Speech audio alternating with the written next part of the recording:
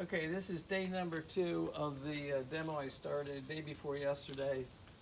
And I saw that today was going to be a bright blue sky day, very similar in conditions to what we had the day when I started it. So it's important when you're an impressionist and you're studying a particular light key to get make sure you're completing or furthering your study in the same kind of light conditions. And we talked the first time about how the sunlight breaks up the subject matter into bold patterns of light and shade. Hensche used to have us paint with blocks up at the Cape School because there was something, very rudimentary about these elements that really you can't get distracted with the pictorial quality. If you're trying to paint a portrait out in the sunlight, of course you'd be worried about getting a likeness and what the person looks like. So it kind of stands in the way of your freedom to just explore the color. So last time we laid out all the masses, and just a couple minutes ago I kind of went around and filled out the rest of the board so you didn't have the white influencing your perception of the colors. Hensche always wanted us to make another trip around the board and to reconsider the quality of the masses. I was looking at this on the video the other day. I was thinking, well, maybe it's a little, it struck me as a little bit just the local color, which would be like the dye color of what it is you're looking at, or the painted color. But I'm seeing some blue, I'm seeing some kickback of light from the neighboring objects. So I think I'm going to kind of address that first. So let's see what we do here. I'm adding a little bit of blue. I always try to bring if I see a color adjustment, a lot of times on my palette I'll adjust with white before I mix it into the color, which brings it kind of closer to the value that you have. If that's, if you're happy with the relative depth of the color. Actually, I think this could be a little deeper, give it a little more strength. So let's see what we do here. So I'm going to hit this just a little stronger.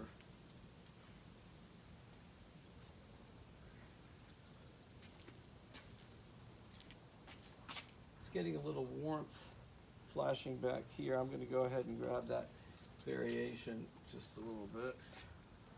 Oops.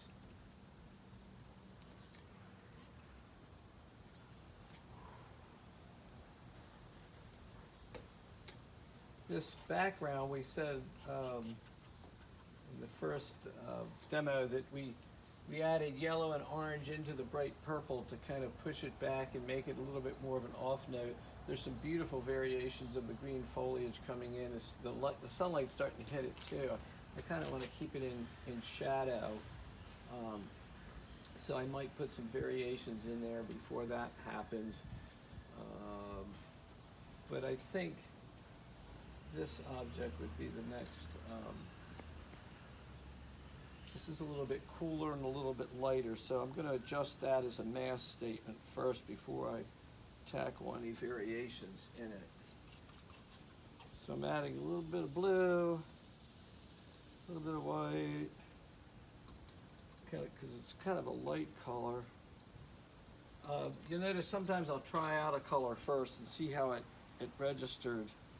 And I got that idea from studying with Hensche up in Provincetown, Henry Hensche. He said, well, try a little bit out, see if it works, so kind of did that. So I think that brings it a little closer to what we're actually observing. Sharon, you really need to get a shot of Rosie in the window down there. Here's our kitty, Rosie. All right, so we got made that a little bit cooler, bring it up to what I'm actually seeing. This might actually be a little deeper. When I say deeper, I mean a little darker.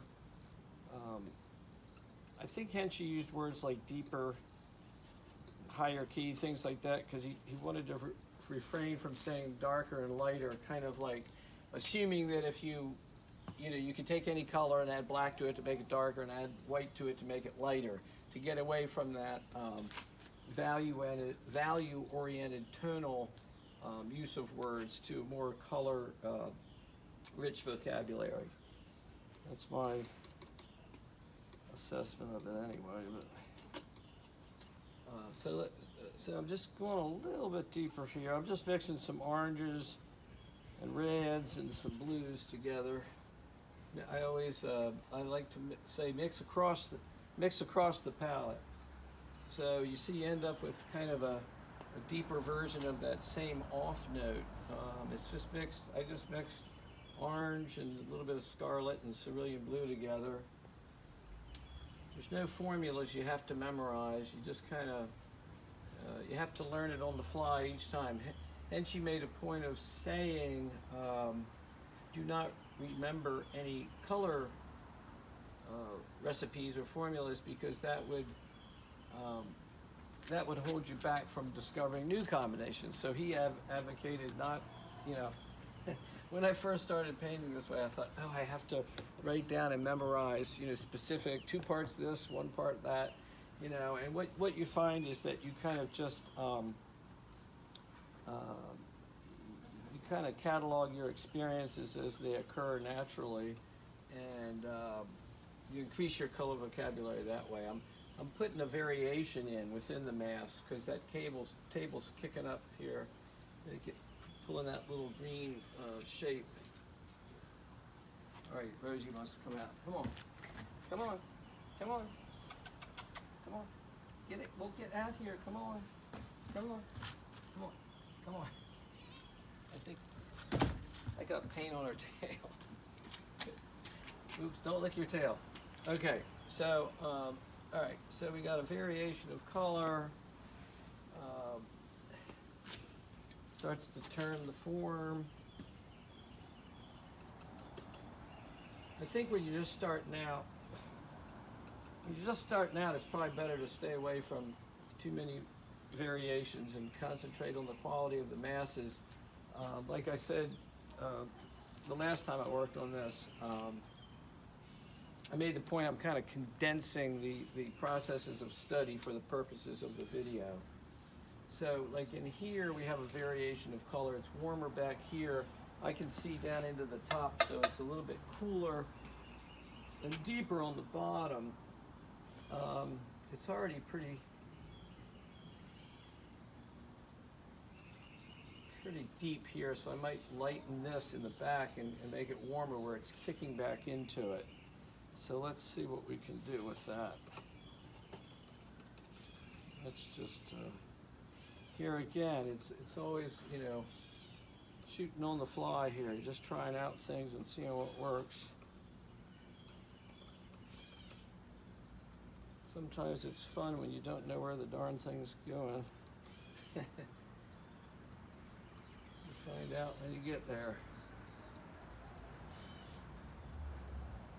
So there's that flashback. I'm resisting the urge to go too high key. You don't want to destroy that strength of that shadow note.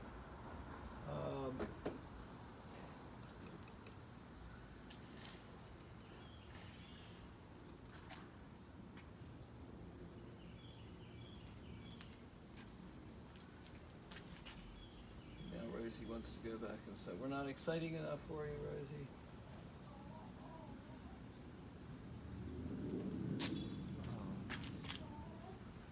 Yeah, it might be a little deeper right in here. Let's just go ahead and flatten that note out.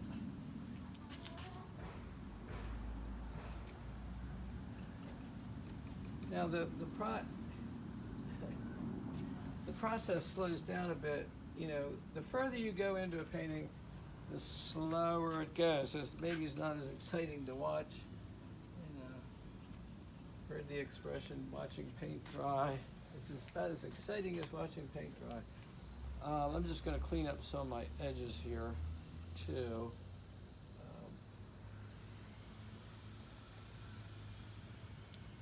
Each area helps to define every other area.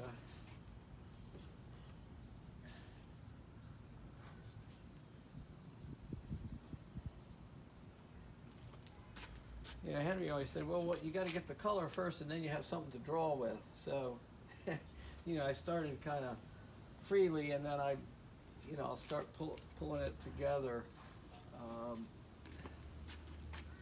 I'm kind of leading myself. Well, I wanted to maybe put a little bit of depth in that bottom of that pan. We'll try. Give it a little bit of a bottom here. I feel like Bob Ross all of a sudden. The great Bob Ross. That's a little too much of an off note.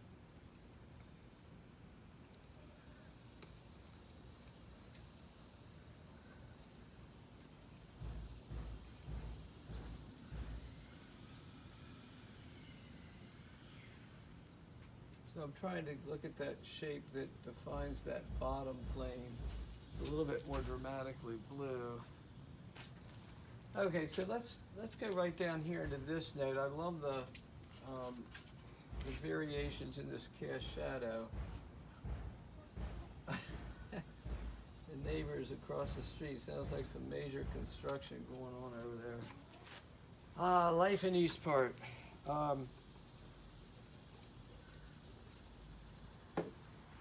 Yeah, this really swings it. Boy, we got some blue sky day really coming in here. So I'm just putting ultramarine blue in here. Which gives it kind of almost enhances the redness of the blue next to all those greens. Notice it's the same value. It's kind of, I don't know. Let's see. I'm gonna hit this a little bit stronger so you can see it. It might not be registering on the video quite as strongly. Really trying to push the blue quality. You can push colors and then see how they react to all the other colors, and then push them back. Gets deeper and into kind of a yellower green, warmer green over here. Someone was commenting, like, what the heck are you talking about? Warm, cool, all this stuff, And every color is warm or cool relative to another color, but generally warm colors are the ones that are like the sunlight or fire, yellow, oranges, and reds. Cool colors like ice, snow, blue, blue, some of the greens. Green, this green is very cool. Look how bluish it is, and then it gets gradually warmer as you go this way. I try to have warm and cool versions of all the major color groups. Red, yellow, blue, green, violets. Okay, so it could be argued that this red is warm relative to this red, which is cool. So even within each of the primaries, you might have warmer or cooler colors. There, that's all you need to know about color theory. Hensche never uttered one word about color theory in the many years I studied with him. He always talked about the appreciation of the beauty of nature and humbling yourself before nature, and honest seeing, and he was all about the beauty of the world and trying to give us the tools to study it, observe and study it, and then it was up to us to try to do what we could. I'm just putting some red in here. I love these old tabletops because they get dirt on them and all kinds of stuff that kind of give them that earthy look. So I'm kind of taking advantage of that as that note tucks up under there. I'm going a little bit into some of the variations. If I'm doing a real formal, disciplined study, sometimes these variations will be much more exacting and distinct in shape.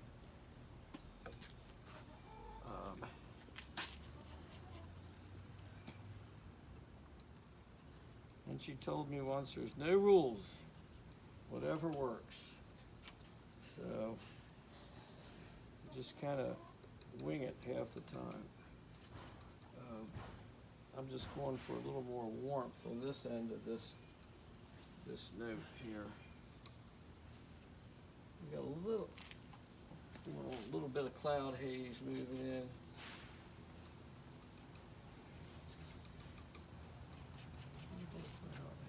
Anyway, I think I've mucked around with it. I don't know that I've achieved that much with that.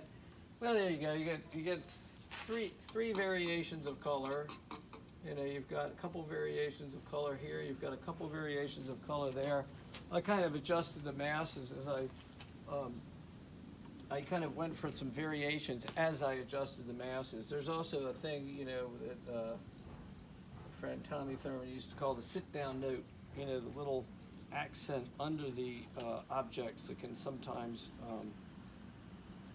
pop it out. You know, let's see if I can make a quick statement. That's a separate and unique note and can cause much consternation. What is that note that sits down? Yeah, it's a little cooler. Sometimes Henry would be really, he would do demos and he'd often knock in these notes with a great degree of kind of daring. He would kind of make pretty bold colors sometimes under those. This is not exactly what I want. I want it to be a little greener than that.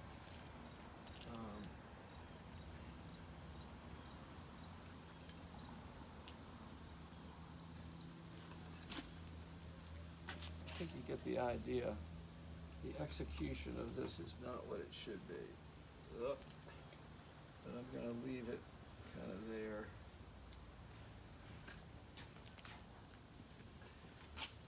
Because I won't have my cameraman forever this morning. Sharon Littig has joined us as the chronicler for this event this morning. Sharon's a high school art teacher, and they've gone online this year. Look, there you go. I'm attempting to put in variations. It kind of comes into a greater green sense. But anyway, it gives you a little window of, you know, how persnickety you can get with, you know, trying to get these color variations.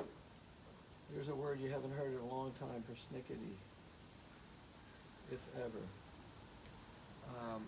All right, so we've kind of put some variations in here. Let's see, what do we want to talk about? Let's look at that apple just for a minute. Let's kind of come in with some color adjustments. Redder on the side there. Okay. Starting to lose my light there. Okay, we need the construction to stop. It's a little bit cooler on the top, and it may be just the local color variation on the apple itself, not just the effect of the sky. But we'll put some permanent rose there. Permanent rose is a very cool color. It's a quinacridone pigment, which enables you to mix extremely high key, and it still retains its vitality. The quinacridone pigments, I forget when they came into existence, but Hensche started using them as soon as they became available. And I think I think prior to quinacridone pigments, he might have used alizarin or, you know, some of the rose madder, some of the transparent reds. Anyway, so you see you've got color variation even within the red spectrum there.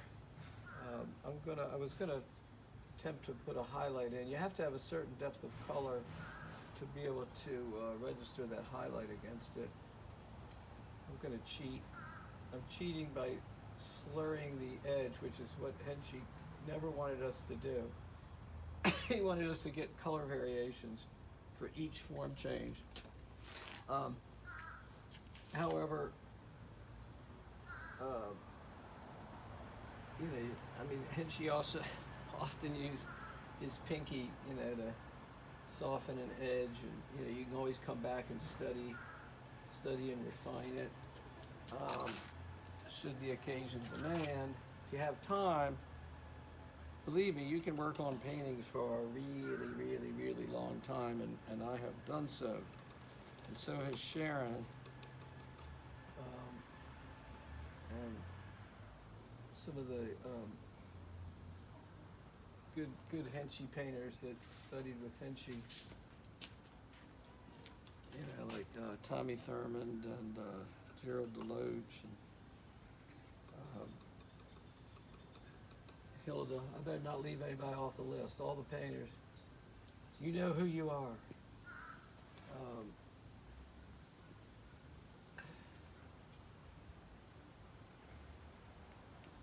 Okay, so I was just going to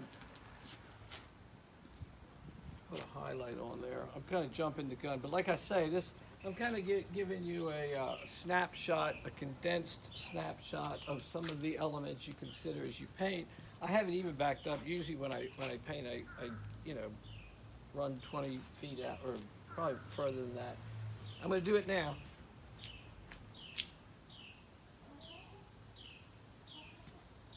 So I think these color changes should have been bolder. From a distance, I can see that now, but you know, I have limitations because I'm doing it, you know, for the camera. That's my excuse anyway. Uh-oh, Sharon's motioning me. Keep going. Are you saying keep going or get to the finish? Oh, I think she's saying finish. I'm too long-winded. Okay, so I'm going to put a little highlight here. This is just a little bit of a earth tone highlight on the apple. And do you have time for me to adjust this color, Sharon? Wait, she's rolling her eyes. Okay, so I'm going to put a little bit of the green foliage that I see off the edge of the table. And then I'm going to wrap it up. So I'm told that I'm getting too long-winded.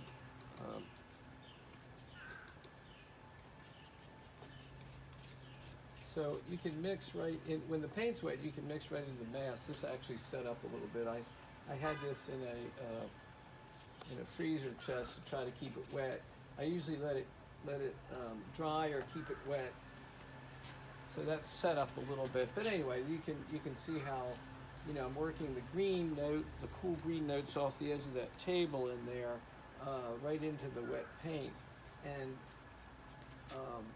but it still holds back into the mass, you know, and there's more foliage that gets a little, you know, more gregariously colored as it comes out into the light. And these shapes start to tie into the cast shadow and perform a way of having that edge dissolve a little bit more. You know, you can actually start composing a little bit. All right, so I'm going to wrap it up. Thank you very much, and thank you to Sharon for videotaping it.